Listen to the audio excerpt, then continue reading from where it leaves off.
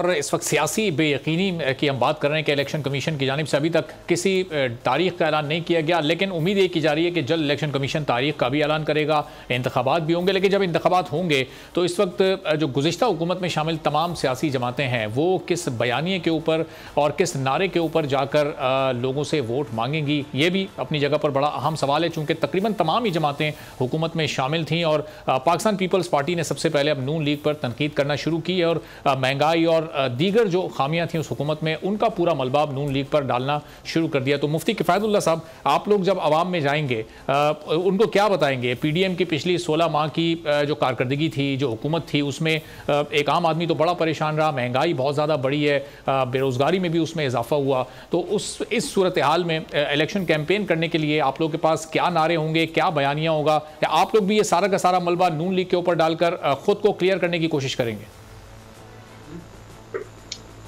نہیں، ہم نظام کی بات کریں گے، ہم عوام کو بتائیں گے کہ ہمارے حکمرانوں میں چوری کا عنصر زیادہ ہے، تو اس کی وجہ سے قوم کا جو پیسہ ہے وہ ذاتی جیبوں میں جاتا رہا ہے۔ اب روزمرہ معمولات کو چلانے کے لیے پھر حکومتوں کو قرضہ لینا پڑتا ہے اور آئی ایم ایف کے پاس جانا پڑتا ہے، تو لہٰذا ہمارا بیانیہ تو آسان ہے کہ آپ ایماندار لوگوں کو منتخب کرو اور تاکہ اس ملک میں چوری کا کلا کم ہو جائے تو جا کے معیشت سدھرے گی۔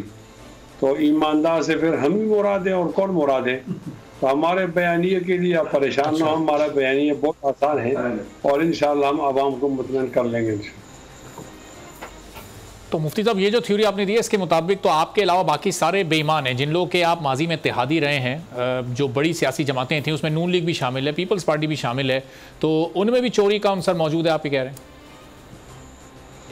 نہیں، جو میں کہہ رہا ہوں وہ میں کہہ رہا ہوں اور جو آپ کہہ رہے ہیں وہ آپ کہہ رہے ہیں۔ میں نے تو کسی کا نام نہیں لیا اور نہیں لینا چاہتا ہوں۔ میں کہتا ہوں کہ 76 سال کے بعد قوم کو ایماندار قیادت کی ضرورت ہے۔ اب اس بنیاد پر اگر ہم نیریٹو بنائیں اور لوگ عوام کے پاس جائیں تو اس میں کیا کباہ ہے؟ صحیح، تو یعنی 76 سال تک جتنے بھی حکمران آئے وہ سب چور یا کرپٹ تھے، آپ یہ کہہ رہے ہیں؟ کہ آپ وہ بات جو آپ کے ذہن میں آ رہی ہے منہ سے نہیں نکالے ہیں۔ میں لوگوں کو یہ کہوں گا کہ معاشی طور پر ہم کمزور ہیں اور ہماری کمزوری کی وجہ سے یہ ہے، ایک وجہ یہ بھی ہے کہ ایماندار قیادت ہونی چاہیے اور آپ لوگ ووٹ ڈالتے ہوئے احتیاط کرو۔ اب اس میں کون سی قباحت آپ کو نظر آ رہی ہے اور کس کے خلاف ہم بول رہے ہیں؟ نام تو ہم کسی کا نہیں لے رہے۔ اچھا، سبسکرائب کریں اور بیل دبائیں تاکہ کوئی خبر رہ نہ جائے۔